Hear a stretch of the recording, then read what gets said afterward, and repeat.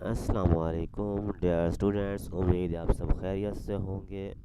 اللہ آپ کو اپنی حفظ و امان میں رکھے جی۔ میٹرک اور ایف اے کا رزلٹ جو ہے وہ اپلوڈ ہو چکا ہے، اور کافی سارے اسٹوڈنٹ ایسے ہیں جن کے ایف گریڈ آیا ہوا ہے، مطلب یا تو ان کے اسائنمنٹس کے نمبر نہیں لگے، یا پھر ان کے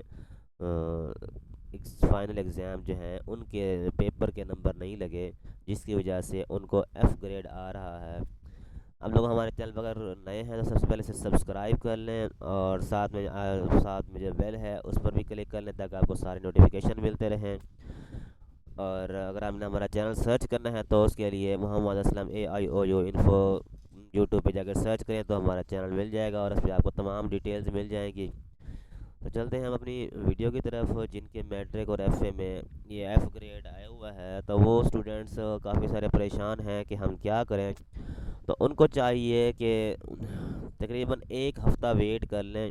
اور ایک ہفتے کے اندر اندر ہی یہ ساری چیزیں جو ہیں وہ دوبارہ درست کی جا رہی ہیں۔ کافی ساری مسٹیکس آئی ہوئی ہیں جن میں سے کافی اسٹوڈنٹس کے فائنل ایگزام کے نمبر نہیں لگے، جس کی وجہ سے ایف گریڈ آیا ہوا ہے، اور کافی سارے اسٹوڈنٹ ایسے ہیں جن کے اسائنمنٹس مارکس نہیں ان پٹ کیے ہوئے ہیں، جس کی وجہ سے، اور کافی سارے اسٹوڈنٹ ایسے بھی ہیں جن کے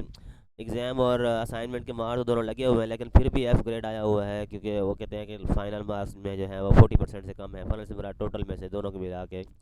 تو ان کو بھی درست کیا جا رہا ہے۔ کافی سارے ایسے کیس آئے ہیں جس میں اسائنمنٹ کے مارک بھی 40% سے ابو تھے، اور پیپر کے بھی 40% سے ابو تھے، پھر بھی ان کو فیل قرار دیا گیا ہے۔ اور جو اسٹوڈنٹ ایسے ہیں جن کے اسائنمنٹس اور پیپر دونوں کے مارکس آئے ہیں لیکن کسی ایک چیز میں فیل ہیں،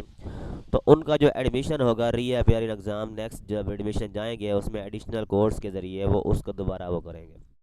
اور جن کی ڈگری کمپلیٹ ہو چکی ہے، یعنی کہ ایف اے انہوں نے کمپلیٹ کر لی ہے، وہ اسٹوڈنٹس جو اپنا DMC جو ہے وہ نکالیں، اور اس کے لیے جو ان کی ویب سائٹ جو ہے، ویب سائٹ سے مراد ان کا جو یوزر نیم یوزر اکاؤنٹ جو ہے،